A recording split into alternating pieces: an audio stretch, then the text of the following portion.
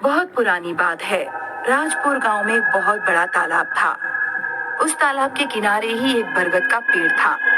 गांव की सभी स्त्रियां त्योहारों पर खूब सज धज कर उस पेड़ की पूजा करती थीं। गांव में ये मान्यता थी कि बरगद बाबा सभी की मनोकामना पूरी करते हैं। पूजा में पूरी, गुलगुले, हलवा और खीर चढ़ाया करती थीं। उसी पेड़ से कुछ ही दूरी पर एक बांस का झुरमुट था, जिसमें एक सिरकटा भूत रहता था। वो सन्नाटा होते ही बांस के झुरमुट से निकलकर आने जाने वाले लोगों को बहुत परेशान करता था। उसके डर की वजह से कोई उधर अकेले नहीं जाता था। अगर गलती से भी कोई चला जाता तो वहाँ बेहोशी की अवस्था में ही पाया जाता। ये गांव की औरतें बरगद के पेड़ की पूजा करती हैं और इतने अच्छे अच्छे पकवान चढ़ाती हैं। मुझे कभी कोई नहीं पूछता। बरगद पर चढ़ाई जाने वाली सारी चीजें देखकर उसे बहुत गुस्सा आता था। उसकी भी इच्छा होती थी कि लोग उसकी भी पूजा करें, लेकिन उसकी हरकतों से सब लोग उस बांस के झुरमुट के पास भटकते भी नहीं थे। एक बार बंसी नाम का एक किसान शहर से एक गाय खरीद कर ला रहा था, परंतु उसे गांव पहुंचते पहुंचते बहुत रात हो गई। अब क्या करूं? वो सिरकटा भूत तो मेरा रास्ता जरूर रोकेगा। आज तो बड़ी अच्छी दावत उड़ाऊंगा मैं। बंसी जैसे ही आगे बढ़ा, तभी उसने देखा कि गाय आगे बढ़ नहीं रही है। वो उसको कितना भी हाँकने की कोशिश करता, वो अपनी जगह से टस से मस नहीं हुई, बल्कि थोड़ी थोड़ी देर में वो उछलने लगती। हे भगवान, बड़ी मुश्किल से गाय खरीद कर लाया था। अगर इसे छोड़ कर जाता हूँ तो वो सिरकटा भूत इसे भी नहीं छोड़ेगा। तब तक उसने देखा कि गाय घूमकर उस तालाब की तरफ जाने लगी।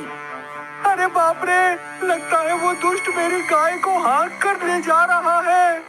बंसी दौड़ता हुआ अपनी गाय के पीछे पीछे भागने लगा, लेकिन तभी उसे ठोकर लगी और वो मुंह के बल गिर पड़ा। तभी उसे लगा कि किसी की मजबूत बाहों ने उसे सहारा देकर उठा लिया। सिरकटे भूत, ये कैसी मुश्किल है। एक बार गिरा देते हो और फिर से उठा लेते हो। बंशी, उठकर अपनी गाय की रस्सी पकड़ो और घर जाओ। उस सिरकटे भूत से तुम्हारी गाय छुड़ाकर मैंने उसे भगा दिया है। आप कौन हैं? आप जो भी हैं, मेरी तरफ से आपको बहुत बहुत धन्यवाद। अक्सर ऐसा ही होता।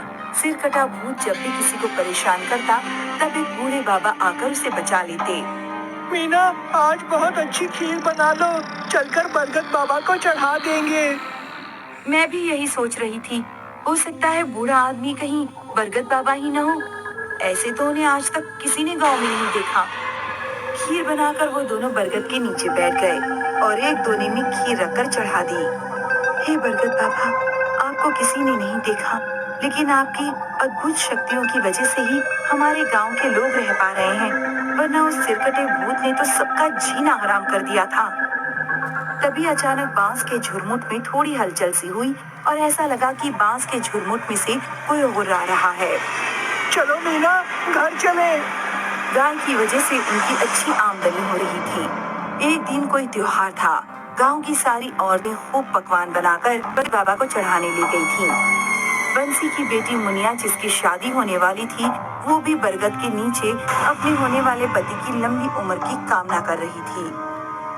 वाह, देखो सारी औरतें कैसे सज धज के पकवान चढ़ा रही हैं और वो बंशी की छोकरी तो बड़ी छम छम पायल खनका रही है। आज इसको अपना शिकार बनाता हूँ। सभी औरतें वहां से वापस आ गईं, लेकिन मुनिया की पायल कहीं गिर गई। उसी को ढूंढने के लिए वो वहां रुक गई।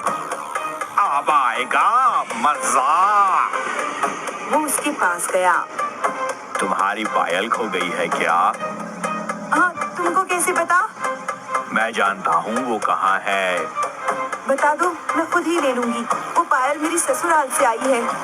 वो उधर जो बांस का झुरमुट है ना, उसी में पड़ी है। मुनिया को तो वो पायल किसी कीमत पर चाहिए थी, तो बिना कुछ सोचे समझे बांस के झुरमुट के पास दौड़ गई। ये दुष्ट सिरकटा भूत आज इसको खत्म कर देगा। मुझे इसको बचाना ही होगा। ये लड़की उधर कहाँ जा रही है? जा, अपने घर जा।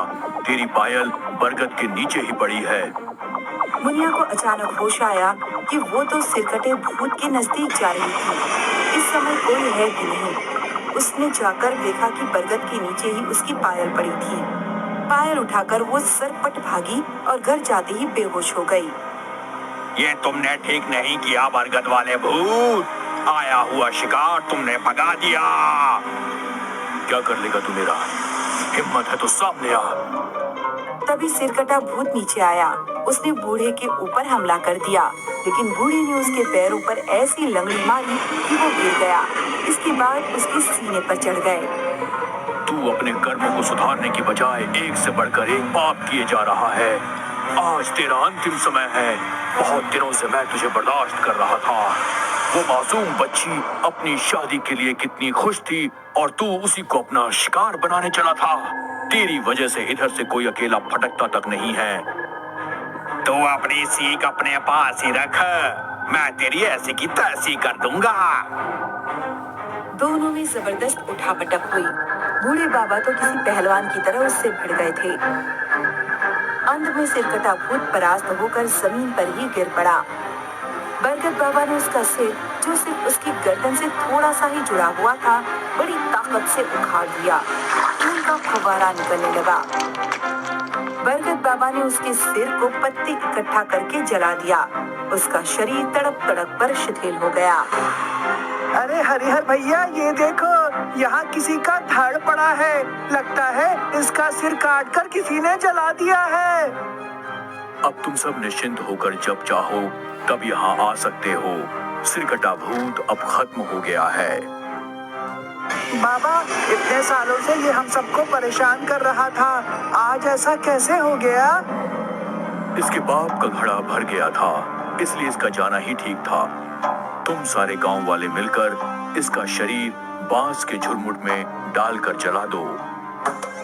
गांव वालों ने वैसा ही किया। गांव सिरकटे भूत से मुक्त हो गया। मुनिया को जब होश आया तब उसने माँ से कल उसके साथ हुई सारी घटना बताई। पूरे गांव में शोर मच गया। उस दिन सभी लोग बहुत खुश थे। तब से बरगद के नीचे हर महीने मेला लगता है। अब लोग बेखौफ होकर वहां आते जाते हैं।